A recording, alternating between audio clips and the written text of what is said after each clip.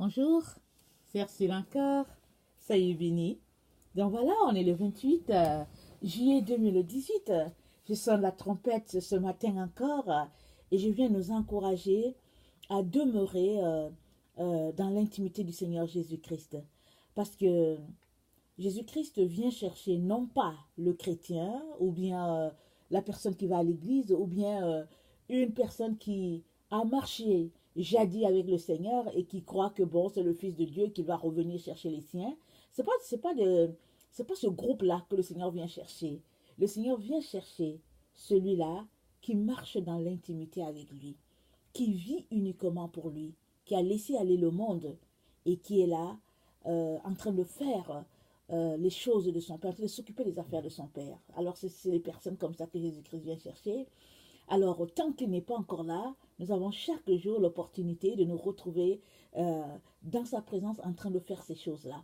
Alors je viens nous encourager à, à prendre ce temps-là d'intimité avec le Seigneur. Ce n'est pas à une personne X de prendre ce temps-là pour toi, mais c'est à toi de venir devant le trône. Alors, si tu viens, et sache que tu seras renouvelé dans sa grâce et le Seigneur ne manquera pas euh, de te prendre quand il viendra. Alors, ne te laisse pas tromper par toutes ces personnes-là qui disent qu'il n'y aura pas enlèvement, et puis ne te laisse pas tromper par ça. Ne te laisse pas voler ce qui t'appartient, ne te laisse pas prendre ta couronne. Donc voilà. Alors aujourd'hui, je viens apporter une exhortation sur la dernière église, l'église de Laodicée. Alors, c'est dans Apocalypse 3, le verset 7 à 13, et je vais lire. Et après cela, bon, on va regarder ce que Jésus a à nous dire à travers cette lettre-là. Alors, lettre à l'église de Laodicée, écrit à l'ange de l'église de Laodicée, voici ce que dit l'Amen, le témoin fidèle et véritable, le principe de la création de Dieu. Je connais tes œuvres, je sais que tu n'es ni froid ni bouillant. Puisse y être froid ou bouillant.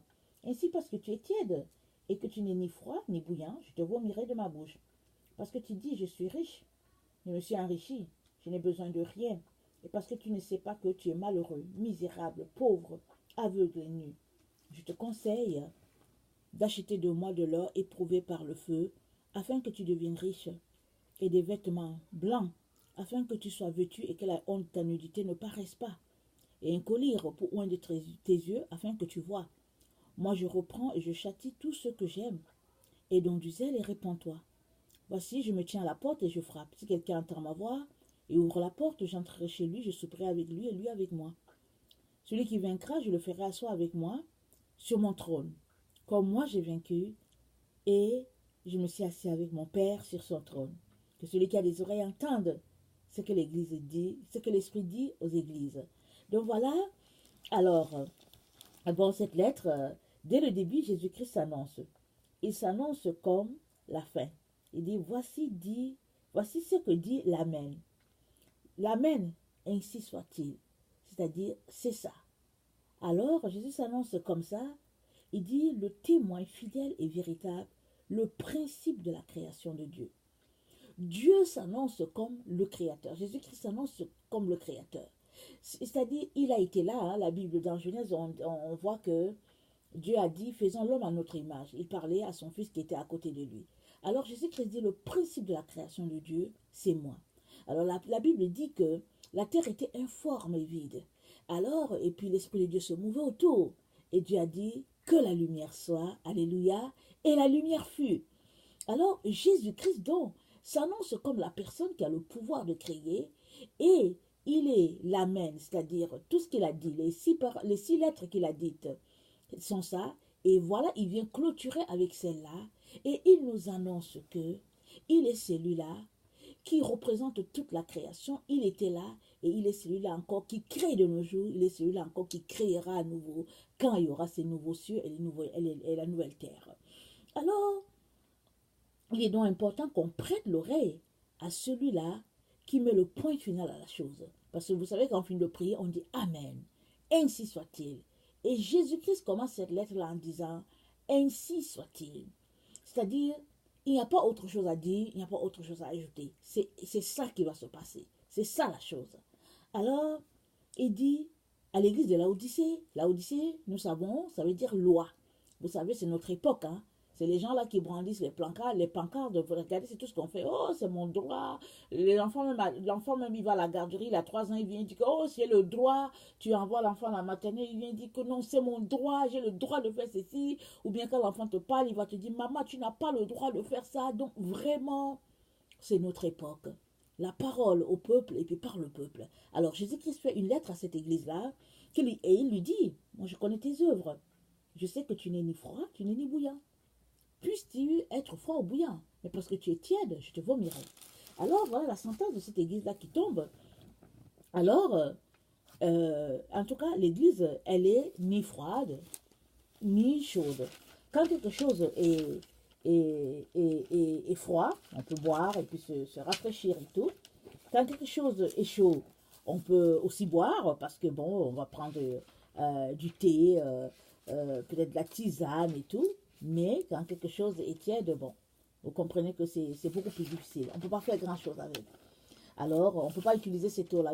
Une eau tiède, en principe, quand tu veux boire de l'eau et que l'eau est tiède, très souvent tu la vomis, surtout quand il fait chaud. Alors, donc Jésus-Christ dit, bon, je vais te vomir. Et alors, c'est quoi, pourquoi est-ce que Jésus-Christ va vomir cette église-là qui est devenue tiède, qui est tiède? C'est que elle a un problème.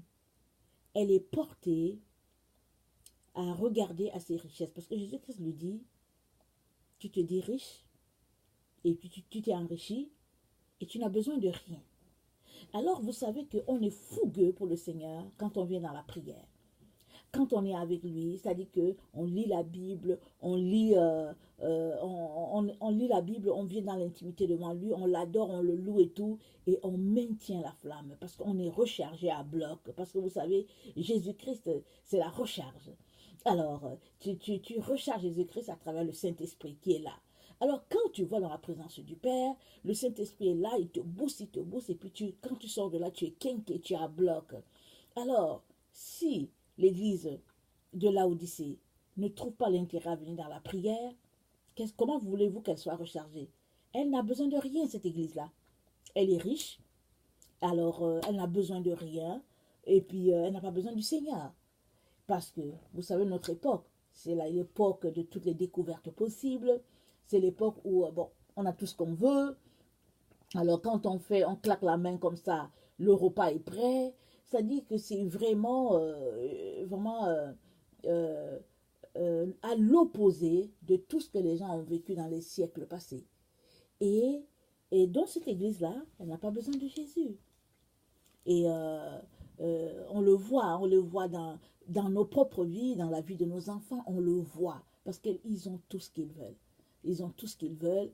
Et quand même les parents ne peuvent pas leur offrir certaines choses, ils peuvent travailler. On peut travailler à 14 ans, on peut travailler à 15 ans. Et quand on travaille, un enfant qui travaille, si l'enfant se retrouve à la fin de sa paye, un enfant de 14 ans, s'il se retrouve à la fin de sa paye avec 500, 600 dollars, qu'est-ce que vous voulez que l'enfant fasse avec? Est-ce que l'enfant a besoin d'argent? Non, mais il se retrouve avec ça. Alors, vous comprenez que, alors, genre un peu que oui, il y a Dieu, mais bon, écoutez, j'ai tout ce que je veux. Alors, on comprend très bien ce que Jésus-Christ dit à cette église-là. Alors, cette église-là ne perd pas le temps à venir dans la présence de Dieu. Parce qu'elle a le temps, oui, pour aller travailler, elle a le temps pour s'amuser, puis festoyer, et puis bon, les boîtes de nuit, etc. Mais elle n'a pas le temps pour venir dans la présence de Dieu. Alors, Dieu dit à cette église-là que, voilà, ton problème, c'est que tu es aveugle. Et tu es malheureux, tu es misérable, tu es pauvre, tu es aveugle et nu. Il y a un proverbe qui dit qu'il n'y a pas plus aveugle que la personne qui ne sait pas qu'elle est. Alors, c'est vraiment ça. Alors, dans notre époque, vous savez quoi? C'est spécial. On est des enfants de Dieu, n'est-ce pas? Alors, si toi, tu es quelqu'un qui marche proche de Jésus, tu vas vraiment te rendre compte de cette parole que Jésus-Christ dit à l'église de Laodicée en disant que tu es malheureuse, misérable, pauvre, aveugle et nu. Pourquoi? Parce que les enfants de Dieu qui vont dans l'église n'ont aucun indice parlant de son retour. Et s'ils en ont, ils sont convaincus que c'est toi là qui es dans le faux. Ils sont convaincus d'être dans la vérité. Tellement.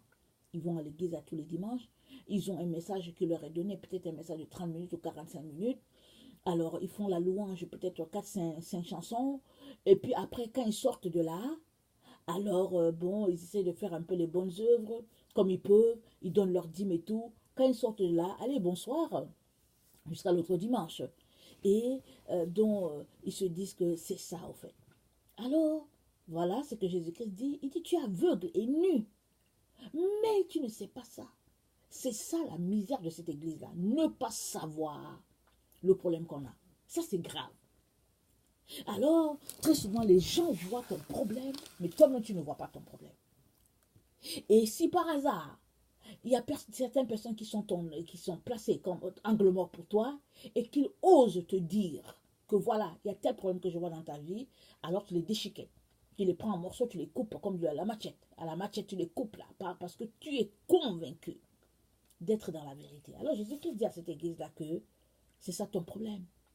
Ton problème est si grave que vraiment, je ne sais pas quoi faire. Sinon, te demander de faire la transaction, une transaction, puisque toi tu aimes la transaction, puisque tu passes ton temps à acheter, tu aimes ça, n'est-ce pas? Alors je vais te montrer, je vais t'indiquer le chemin. Alors Jésus-Christ dit, viens acheter de moi de l'or pur, éprouvé par le feu, achète de moi les vêtements blancs et achète de moi le collier. Alors, parce que toi, dans ton époque, tu ne sais qu'acheter, tu vis juste pour acheter, c'est tout. Oh, j'ai besoin d'une telle voiture, tu t'en vas acheter. Oh, tu regardes, tu dis que bon, j'ai besoin d'une jupe rouge. Parce que j'ai une jupe verte, une jupe jaune, j'ai une jupe noire. Mais là, il me manque une jupe rouge pour mes chaussures rouges et mon sac rouge. Je lui ai dit, ok. Puisque toi, le langage que tu sais conjuguer, c'est juste le langage d'acheter, alors viens acheter chez moi. Alors, parmi les choses que Jésus-Christ te propose d'acheter, il te propose de l'or pur, éprouvé par le feu, c'est-à-dire de l'or vraiment sans saleté, alors vraiment une pureté extraordinaire.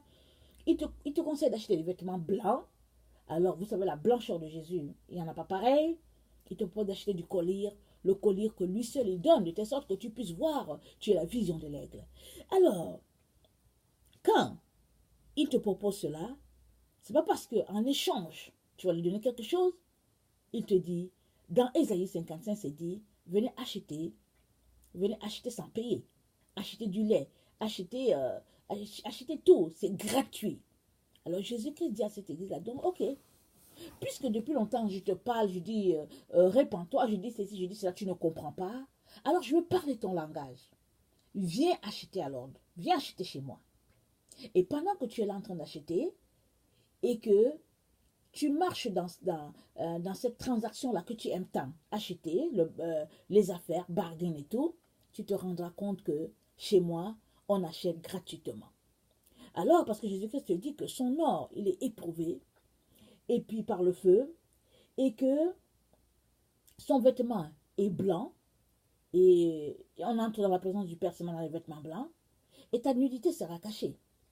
Parce que ce jour-là, on va voir la nudité de tout le monde. C'est ça qui est grave. Jésus-Christ dit, viens cacher ça maintenant. Viens, je vais te mettre un habit maintenant. Parce que ce jour-là, ta honte sera terrible. Tous les gens vont te regarder. Tout le monde, ce sera devant tout le monde. Les gens vont dire, ah, mais c'est pas cette personne-là qui allait à l'église, qui faisait ceci, qui faisait cela. Parce que ce jour-là, si aujourd'hui les gens ne savent pas ce que tu fais, si aujourd'hui les gens ne savent pas la double vie que tu mènes, ce jour-là, tout le monde saura. Alors Jésus-Christ, dans son amour pour toi, t'invite encore aujourd'hui à venir, à laisser toutes ces choses-là de côté, et de vivre selon ses principes à lui. Parce que si vous vous rappelez, au début, il a dit que je suis le principe de la création divine. Alors, la création divine a sa façon de fonctionner. Alors, si tu fais partie de la création de Dieu et tu en fais partie, Jésus-Christ dit, fonctionne comme Dieu a mis les choses en place. Alors, il a mis les choses en place pour qu'on ait cette relation-là avec le Père, pour qu'on ait cette intimité-là avec le Père. Alors, Jésus-Christ nous invite donc à entrer dans ce principe-là de la création et de vivre selon ce que Dieu veut pour nous. Alors, si c'est comme ça que tu vis, il n'y a pas de moyen que tu sois laissé quand Jésus-Christ viendra. Alors, il te dit, les moyens pour y arriver, c'est d'avoir du zèle et c'est de te repentir. Vous savez, ces deux choses-là demandent notre volonté. Parce que c'est pas moi qui vais te donner, c'est pas moi qui vais te donner du zèle et c'est pas toi qui vas me donner ton zèle. Le zèle, ça requiert notre volonté. Alors, je vais vous lire ce que Wikipédia dit du zèle. Alors, avoir du zèle, c'est avoir de l'ardeur, c'est avoir de l'empressement, c'est être mis au service d'une cause ou d'une personne. Alors, cela demande une grande volonté de notre part. Cela demande, quand vous savez que quand il y a la volonté, il y a la concentration. Parce que quand tu gardes ton focus sur quelque chose, ça demande la concentration, n'est-ce pas? Alors, tout ça, ça fait partie du zèle que tu dois avoir. Parce que pour avoir du zèle, il faut que tu sois concentré à quelque chose, à une cause ou bien à une personne, et tu restes là, accroché à la chose. Pourquoi? Parce que les esprits méchants, les démons sont tous juste là pour nous, pour enlever notre main de notre Seigneur Jésus-Christ. Ils sont là pour t'arracher. On va t'envoyer toutes sortes de distractions pour justement que tu perdes ta concentration et que tu deviennes tiède. C'est un peu ça qui se passe aujourd'hui dans notre temps. Et Jésus-Christ dit, aie du zèle et repens-toi. Quelqu'un qui se répand, c'est quelqu'un qui regrette ses fautes. C'est quelqu'un qui décide de changer, qui passe d'un bout à l'autre, il fait un U-turn. Et puis, il change carrément de direction. Alors, il change de comportement, il change tout. Ça, c'est la personne qui se répand. Il repart à zéro. Alors, dans Luc 3, le verset 8 à 9, ça dit, Jésus-Christ dit, produisez donc des fruits dignes de la repentance et ne vous mettez pas à dire en vous-même que nous avons Abraham pour père. Car je vous déclare que de ces pierres, Dieu peut susciter des enfants à Abraham. Alors, c'est ça un peu la repentance. C'est quelqu'un qui se répand, c'est quelqu'un qui change de direction et qui produit des fruits dignes de repentance. Alors, Jésus-Christ donc pourra être, comment on appelle ça, puissant dans la vie de cette personne-là. Non pas que Jésus-Christ ne veut pas être puissant, mais là, cette personne a des œuvres qui font que elle est tiède. Elle ne reçoit pas le message qui est là depuis. Parce que, écoutez, quand une personne est tiède, il n'y a pas un autre message différent du message de Jésus-Christ, qui est la Sainte Bible. C'est ça le message de Jésus-Christ. Ce n'est pas tout le message de Jésus-Christ, mais le message de Jésus-Christ est là dans la Sainte Bible. Mais une personne qui est tiède, elle ne reçoit pas l'intensité. Voilà, elle ne reçoit pas le message avec la même intensité que l'autre personne qui est fougueuse pour le Seigneur. Quand une personne est fougueuse pour le Seigneur, tu dis seulement Alléluia, la personne passe son temps à crier dans la salle. Mais quand une personne est tiède, pendant que la personne est en train d'enseigner, l'autre personne est en train de dormir, certains est en train de ronfler, l'autre est en train de jeter son cahier au sol, toutes sortes d'affaires. Et Jésus-Christ te dit, viens, acquiert de la concentration. Et cela demande notre volonté. Et n'oublions pas, Jésus-Christ nous a créés, Jésus-Christ et Dieu le Père nous ont créés avec le libre arbitre. Alors, le libre arbitre, c'est ta volonté, voilà. Et Dieu n'a pas voulu faire de nous des robots. Comme l'Antichrist, il va faire de plusieurs personnes des robots soumis à sa volonté. Dieu n'a pas voulu faire de nous des robots. Il a voulu que nous-mêmes, nous lui donnions notre volonté. Et quand tu donnes ta volonté, quand tu soumets ta volonté à Dieu le Père, alors tu es transformé de gloire en gloire. Parce que tu lui donnes de faire son œuvre de création en toi. Alors c'est ça que Jésus-Christ nous demande quand dès le début il s'est annoncé comme le principe de la création divine. Parce que Jésus-Christ t'a mis sur la terre pour une œuvre bien précise. Alors dans ton ADN il a tout mis pour que tu puisses accomplir ce pourquoi tu es venu faire sur la terre. Et cela requiert que tu puisses le laisser vraiment modeler la personne que tu es telle que lui il a voulu que tu sois. Parce que depuis que tu es venu sur la terre et que tu es environné de toutes sortes d'oppositions. Et Satan est venu, il a terni tout ce que Dieu a mis sur la terre, il a détruit, il a arraché, ou bien il est venu usurper, voilà, c'est pas arraché, il est venu usurper à Abraham le droit que Dieu lui a donné, pas à Abraham, à Adam, pardon, il est venu usurper à Adam le droit que Dieu lui a donné. Alors il a pris toute la création, il s'est mis à régner dessus, de telle sorte que même la création, la Bible dit que la création attend, la création soupire à sa délivrance. Alors, quand tu donnes ta vie à Jésus-Christ et que tu vis vraiment rempli de zèle pour lui, tu donnes à Jésus-Christ donc de faire cette œuvre parfaite de la création en toi, de telle sorte que quand les gens te voient, ils puissent juste voir la gloire de Dieu en toi. C'est ça. Alors Jésus-Christ dit donc à cette église de Laodicée là, voilà ce qui t'est demandé afin que tu retournes à ce que Dieu a pour toi.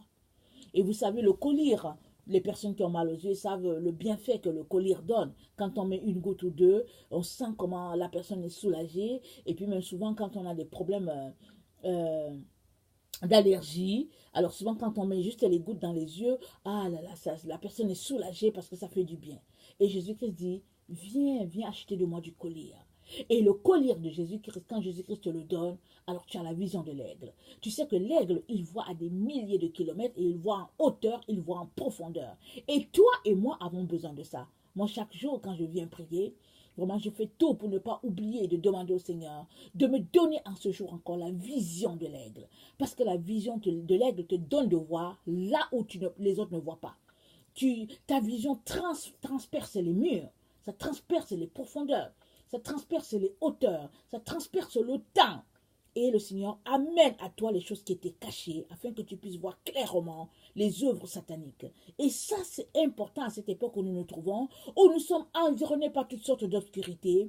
Mais quand tu as la vision de l'aigle, vraiment, la gloire de Dieu est évidente sur toi et toi, tu peux marcher clairement dans cette lumière-là. Nous avons besoin du collier du Seigneur afin de marcher vraiment de gloire à gloire et puis dans la gloire du Seigneur parce que les ténèbres sont partout autour de nous. Si toi, tu ne le vois pas, si toi, tu penses que vraiment, demain, ça sera bien, moi, je viens t'annoncer que vraiment, demain, ça sera pire qu'aujourd'hui. Parce que chaque jour que Dieu nous donne, nous donne de nous rapprocher de ce jour-là où nous verrons notre Seigneur Jésus-Christ. Et chaque jour qui nous rapproche de ce jour-là, nous donne d'enfoncer plus dans l'obscurité en ce qui concerne notre monde et de nous lever plus dans la gloire de Dieu en ce qui concerne les personnes qui marchent selon le Seigneur. Donc, le Seigneur dit à l'église de Laodicée, viens, je te donne le collier. Et ce collier-là va te donner la vision de l'aigle. Et tu pourras voir qu'au fait, dans le fond, tu es aveugle, que tu ne vois pas. Tu pourras réaliser qu'au fait, tu n'entends pas. Tu pourras réaliser qu'au fait, tu es nu, que tu as besoin d'être couvert. Tu pourras réaliser qu'au fait, ce que tu appelles richesse, ce n'est que de la saleté. Parce que qui peut approcher la richesse de notre Dieu? Parce que Jésus-Christ, de riche qu'il était, il s'est fait pauvre. De Dieu qu'il était, il s'est fait homme. Alors il s'est laissé bafouer, humilier pour toi et moi. Et la Bible dit qu'il s'est humilié. Il s'est humilié jusqu'à la mort de la croix.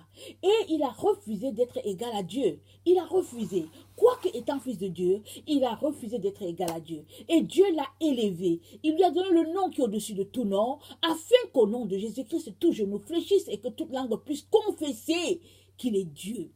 Alors, il est donc important que tu puisses saisir que si tu refuses un si grand salut, alors je ne sais pas comment tu vas te tenir devant lui ce jour-là. Parce que ce jour-là, c'est dit que tout genou fléchira, toute langue confessera qu'il est Dieu le Père. Alors c'est mieux pour toi aujourd'hui de pouvoir le confesser en tant que ton Seigneur et ton Sauveur. Parce que ce jour-là, tu ne vas pas tu seras pas devant lui comme devant lui, Jésus-Christ ne va pas te condamner. Mais si, au fait, tu fais le sourd, ou bien tu joues à l'aveugle, ce jour-là, tu fléchiras le genou devant lui, mais tu seras de l'autre côté, le côté opposé à lui. Le côté là où il y a les pleurs et les grincements des dents, c'est là que tu seras. Alors Jésus-Christ, dans toute son humilité, vient encore, il dit à l'église de Laodicée, écoute, avec tout ce que tu fais là, que tu dis que tu es riche et puis dans le fond tu es pauvre et tout ça, Jésus-Christ dit, écoute, j'attire encore ton attention, je suis devant la porte, je suis devant ta porte là. Alors si tu ouvres, et puis je suis en train de cogner, est-ce que tu m'entends? Et si tu m'entends, et que si tu m'ouvres, moi, je vais entrer chez toi. Je vais souper avec toi et puis toi avec moi. Alors Jésus-Christ, dans toute son humilité, malgré tout ce que tu fais, toi, église de Laodicée, Jésus-Christ dit, je suis prêt à venir souper. Je suis prêt à venir communier avec toi. Je suis prêt à venir prendre ce temps d'intimité avec toi pour que vraiment nous puissions marcher ensemble dans ce temps-là et puis pour que je puisse te revigorer et puis te booster. Voilà un peu ce que Jésus-Christ annonce. Alors, qu'est-ce que toi tu fais de l'invitation de Jésus-Christ? Parce que lui, il est devant ta porte. Il est là, il attend. Alors, très souvent, on a utilisé ce passage-là, en tout cas pour nous qui avons grandi dans les églises chrétiennes, ce passage a été utilisé pour inviter le païen à entrer dans la maison du Père. Mais Jésus-Christ ici, il parle à ses enfants. Il parle aux gens de l'église de Laodicée, il parle à une église. Donc, ce sont les gens qui le connaissent bien. Et Jésus-Christ leur dit, écoutez, moi je suis à la porte. Si vous pensez que, bon, vous m'avez mis dehors, Jésus-Christ dit, fine, je suis dehors, mais je suis juste à la porte. Et si tu veux encore de moi, si tu réfléchis et que tu penses que tu as encore besoin de moi, et que bon, tu entends ce qui se passe à ta porte parce que je suis en train de cogner, alors si tu réussis à entendre, Jésus-Christ dit, je vais venir. Je vais pardonner toutes ces choses-là que tu fais. Et je vais retourner à une nouvelle relation avec toi. Parce que je vais souper avec toi et toi avec moi. Alors, vraiment, quelle invitation extraordinaire de la part de notre Seigneur. Mais il est important que tu puisses répondre à cette invitation. Parce que si tu passes ton temps à jouer à la sourde oreille, ben, quoi que l'invitation soit là, il n'y aura rien qui va se passer dans ta vie. Aujourd'hui, il y a beaucoup d'enfants de Dieu qui disent que oui, le Seigneur est bon, oui, on aime le Seigneur. Ils passent le temps ils jouent les instruments de musique, ils jouent à la batterie, ils jouent à la guitare, ils jouent à tout, ils ont une belle voix et tout. Ils se disent que bon, le Seigneur va les voir. Non, Jésus-Christ veut ton tout entier. Tout. Si tu as le Seigneur t'a donné une belle voix, tu fais la louange, tu joues à la batterie, tout ça, tout est beau. Mais quelle est la vie que tu mènes? Est-ce que tu mènes une vie de sainteté devant ton Dieu? Ou bien, est-ce qu'il y a un côté où tu décides que bon, tu seras saint, et il y a un autre côté où tu décides que tu veux vivre ta vie? Vous savez, aujourd'hui, nos jeunes, aujourd'hui les jeunes, écoutez, le péché entre dans l'église. Alors, il y a beaucoup d'enfants de Dieu qui vont dans les églises et puis qui cohabitent. Ils vivent ensemble, mari et femme. Maritalement, ils vivent ensemble. Alors, ils sont là, oh chérie, je t'aime et tout ça. Ils ne sont pas mariés. Souvent, parce que les parents disent que, oh, je ne veux pas que tu épouses une fille de tel pays. Oh, je ne veux pas parce que, bon, elle est bizarre. Souvent aussi, c'est parce qu'ils se disent, bon, je ne suis pas prêt, je vais réussir à régler ça. Et que, bon, dans le fond, Seigneur, c'est quand même ma femme, mais quand même, c'est bien mon mari. Et puis, vraiment, toutes sortes de raisonnements. Mais tout ça, ton raisonnement, le fait que tu joues à la guitare, le fait que tu joues à la batterie, le fait que tu tapes au drum, tu fais tout ce que tu veux, tu joues à la flûte. En tout cas, tout ça, c'est une bonne chose. Mais Jésus-Christ dit, range ta vie. Mène une vie de sainteté. Parce que tu es nu. C'est ça que Jésus-Christ dit. Il dit que tu penses que tu as un vêtement, mais tu es nu. Et le vêtement de Jésus-Christ, c'est le vêtement du salut, c'est la robe du salut. Et cette robe-là, c'est donné à quiconque fait de Jésus-Christ son Seigneur et qui marche dans ses voies. Parce que le jour que tu as donné ta vie à Jésus-Christ, Jésus-Christ t'a donné son habit, son vêtement de salut, son vêtement de justice qui est là, que tu portes. Mais si tu te vautres dans le péché, tu peux être sûr que le vêtement n'est plus là. Parce que si tu te vautres dans le péché et que tu as donné une fois ta vie à Jésus-Christ, la Bible dit qu'il n'y a plus de salut. Pour une personne qui, une fois ayant goûté à la gloire de Dieu, retourne encore se tremper dans la saleté. Alors il est important qu'on saisisse que l'histoire de salut un jour, sauver toujours, cette histoire-là, c'est juste une invention diabolique. Ce n'est pas vrai. Il n'y a pas une histoire qui existe comme on est sauvé un jour et on est sauvé toujours.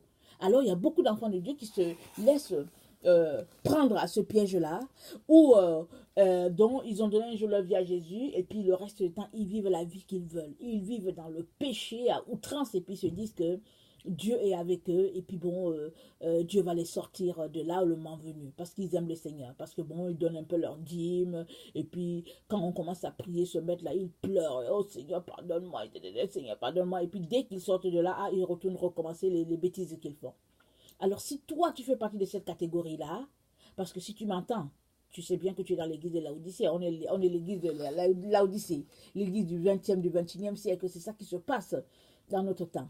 Mais dans cette église de Laodicée-là, dans ce temps-là, où les gens ne font que confesser loi, droit, il y a quand même des individus dans cette église-là qui ont réussi à sortir de là, à se mettre dans leur coin pour dire Jésus-Christ, c'est toi seul. Parce que regardez, à l'église de Sardes ou bien de Thyatire, je ne me rappelle pas, à certaines églises, Jésus-Christ dit qu'il y a quand même en ton sein des personnes qui n'ont pas renié la foi. Il dit avec ces personnes-là, bon voilà, je vais les vêtir de vêtements blancs et tout. Mais ici, à l'église de Laodicée, on n'a mentionné personne. C'est-à-dire que tout le monde est pareil. Tout le monde se croit riche, se croit n'a besoin de rien, se croit intelligent, et puis tout ce qu'on peut imaginer dans cette église de la Odyssée là. Et si toi, tu crois vraiment que tu fais partie d'une telle église, moi je t'invite à inviter Jésus-Christ à entrer comme il te l'a proposé. Il dit qu'il est à la porte. Si tu le fais, Jésus-Christ va venir, il va changer ta vie et ta vie va devenir la vie de l'église de Philadelphie. Parce que cette église-là, c'est une église qui n'avait pas de puissance. Elle n'avait pas de puissance. Alors, n'ayant pas de puissance, elle s'appuyait uniquement sur la puissance de Jésus-Christ. Elle croyait qu'il est le seul qui est capable de la sortir de sa situation et de lui donner, de vivre vraiment dans sa présence. Alors, il faut qu'on comprenne que vraiment marcher dans la sainteté, dans la pureté, c'est une affaire de volonté. C'est une affaire qui nous engage pleinement. Et si tu n'es pas prêt à cela, bon, c'est sûr et certain que tu n'iras nulle part. Mais Jésus-Christ, parce que Jésus-Christ n'a pas changé ses principes. Il s'est annoncé comme le principe de la création divine. Alors il n'a pas changé ses principes. Et il ne va pas les changer pour toi. Il ne va pas changer les Écritures pour satisfaire à tes oreilles, pour te chatouiller les oreilles, pour que tu sois content comme certains pasteurs font. Au lieu d'aller de frapper dans le mille, à l'intérieur, bien là, et puis dire aux gens écoutez, si vous n'écoutez pas ce que Dieu dit, allez, vous serez en enfer. Plusieurs pasteurs ils mettent de l'eau un peu dans leur vin, et puis bon, ils racontent des histoires, les gens rient, et puis bon, les gens se disent que bon, dans le fond, bon, je suis pas pire. Alors ça va quand même, je suis quand même dans le juste milieu, je vais pouvoir ajuster. Mais il est important, à cette époque où nous nous trouvons, de dire la vérité aux gens afin que les gens réalisent que s'ils s'amusent, ils seront bannis. Alors, il n'y a pas de double, comment on appelle ça, une double vie qu'on puisse se mener. Et cela demande qu'on puisse marcher par la foi et garder la foi jusqu'au bout. Parce que, vous savez que la foi, c'est une ferme assurance des choses qu'on espère, une démonstration de celle qu'on ne voit pas, je pense. J'espère que je cite bien le passage, parce que ce soit à force de citer les choses. Alors, quand tu as la foi, ce n'est pas là, devant toi. C'est-à-dire que tu espères quelque chose et tu remets toute ton espérance en Dieu. Parce que tu crois qu'il est puissant pour pouvoir régler ta situation, qu'il est puissant pour te sortir de ta tiédeur et te donner de repartir sur une nouvelle base. Et ça nécessite que tu viennes avec fougue, vraiment arracher ce que l'ennemi a pris entre tes mains. Et vraiment, Jésus-Christ ne va pas diluer sa parole à cette époque-ci. Il ne va pas diluer, il ne l'a jamais dilué. Il ne la diluera jamais. Alors, autant des pharisiens, les gens ont souvent essayé de le prendre au piège. Ils ont voulu vraiment ternir un peu la parole et tout. Mais Jésus-Christ n'a jamais cédé, il n'a jamais péché. Il les a juste regardés, vraiment, le cœur vraiment triste. Et il a continué son chemin et il est allé jusqu'au bout. Si vous regardez bien la vie de Jésus-Christ, c'est une vie où beaucoup les gens ont voulu lui mettre les bâtons dans les roues afin de l'empêcher d'arriver. Mais Jésus-Christ a ignoré tout ça, il a continué. Alors nous sommes dans l'époque où tu dois te concentrer sur ce que Dieu a pour toi, sur ton appel. Et tu auras beaucoup de distractions sur ton chemin. Il y aura toutes sortes de distractions pour t'empêcher d'arriver. Mais tu dois garder ton focus et tout faire pour arriver. Parce que c'est là au bout. Parce que Jésus-Christ dit celui qui tiendra jusqu'à la fin. C'est au bout que se trouve ta récompense. Ça, c'est très important. Alors, si toi, tu es quelqu'un qui ne connaît pas le Seigneur, je viens te dire qu'il n'y a aucune religion qui peut te sauver. La seule personne qui peut te sauver, c'est Jésus-Christ. Et c'est à travers une relation avec lui. Alors, si tu fais de lui ton Seigneur, il va venir combler le vide en toi. Parce que généralement, les gens qui sont dans les religions, ils sont là-bas pourquoi? Parce qu'ils croient qu'il y a un Dieu et ils cherchent à établir cette relation-là entre l'être suprême et eux. Mais seulement, ils se retrouvent sur le mauvais chemin. Parce que le seul chemin, c'est Jésus-Christ. La seule vérité, c'est Jésus-Christ. La seule vie, c'est Jésus-Christ. En notre temps où nous allons à l'école, on nous a appris que bon, il n'y a pas de vérité absolue et que bon, il ne faut pas raconter des sornettes aux gens et puis on dit ça sur les bancs. Et malheureusement, Dieu nous dit qu'il est la vérité absolue. Et c'est vrai. Quand tu connais Dieu, tu sais très bien que c'est lui la vérité absolue. Quoique, il y a des chrétiens qui connaissent que, oui, la vérité absolue, c'est Dieu, mais quand ils parlent avec les gens, ils essaient d'argumenter pour dire que bon, et puis tout ça. Non, non, non, non. Un enfant de Dieu, il n'argumente pas. Il n'argumente pas, il ne se met pas dans des choses comme ça. Il cite les versets, et puis bon, il passe, et puis il s'en va. Alors, tu as besoin de venir devant Dieu, lui demander où se trouve la vérité.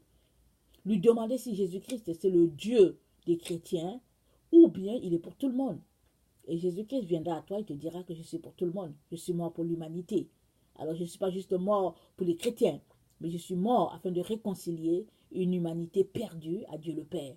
Et ça, c'est important que tu puisses saisir ça et que tu puisses vraiment changer de route si tu es en train de faire fausse route. Alors que le Seigneur vraiment te bénisse et puis qu'il te donne d'affermir vraiment ta foi, ta relation avec le Seigneur, parce qu'on est vraiment dans le temps où on est en train de mettre les points sur les i, on est dans le temps où on est en train d'enlever la poussière de nous, d'enlever toute mauvaise herbe, afin que la robe, elle soit vraiment bien, bien propre, et le costume bien là, bien, bien repassé. Alors, il est très important qu'on puisse garder le cap sur notre Seigneur. Alors, soyez bénis, que le Seigneur vous fortifie, je vous aime beaucoup, Dieu vous aime davantage. Maranatha. Merci.